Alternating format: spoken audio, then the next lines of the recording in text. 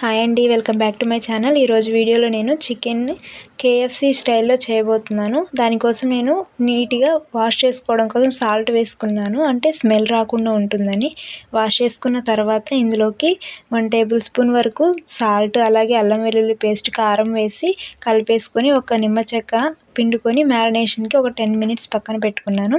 ఈలోపు ఒక ప్లేట్ తీసుకొని 1/2 కప్ రైస్ ఫ్లోర్ అలాగే కార్న్‌ఫ్లోర్ వేసేసుకొని ఇందులోకి సాల్ట్, మిరియాల పొడి, ధనియాల పొడి, అలాగే కారము, ఇంకా గరం మసాలా వేసేసి బాగా మిక్స్ అయ్యేలాగా కలిపేసుకోవాలి.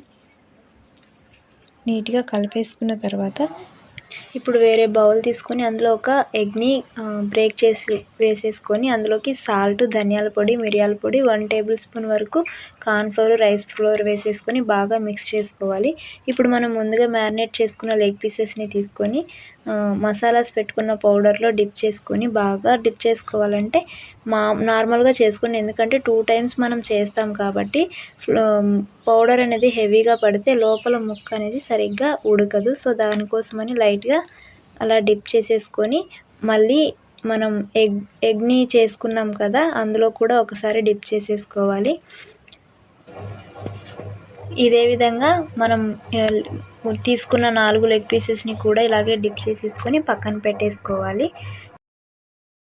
ఇప్పుడు స్టవ్ వెలిగించేసుకొని స్టవ్ మీద కడాయి పెట్టుకొని డీప్ ఫ్రైకి సరిపడా ఆయిల్ని పోసుకొని ఆయిల్ హీట్ అయిన తర్వాత మనం ముందుగా డిప్ చేసి పెట్టుకున్న లెగ్ పీసెస్ ఉన్నాయి కదా, అవి ఒక్కొక్కటిగా లో టు మీడియం ఫ్లేమ్లో స్టవ్ని అడ్జస్ట్ చేసుకుంటూ ఒక 10 to 15 మినిట్స్ వరకు వేయించుకోవాలి.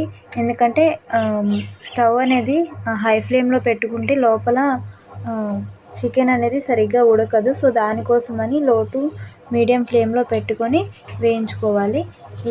ఇదే విధంగా అన్ని లెగ్ పీసెస్ని ఫ్రై చేసుకుంటే అయిపోతుంది. అంతే అండి, సింపుల్గా ఇంట్లోనే కేఎఫ్సి స్టైల్లో లెగ్ పీసెస్ అనేవి ప్రిపేర్ చేసుకోవచ్చు. రెస్టారెంట్ స్టైల్ మనం బయట రెస్టారెంట్లో కానీ హోటల్స్లో కానీ తినేంత టేస్ట్ రాకపోయినా కానీ బాగున్నాయి.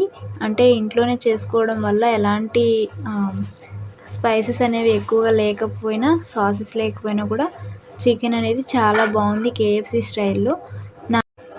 నా వీడియో కనుక మీకు నచ్చినట్లయితే ఒక లైక్ చేయండి, అలాగే సబ్స్క్రైబ్ చేసుకోవడం మాత్రం మర్చిపోవద్దు. Thank you for watching.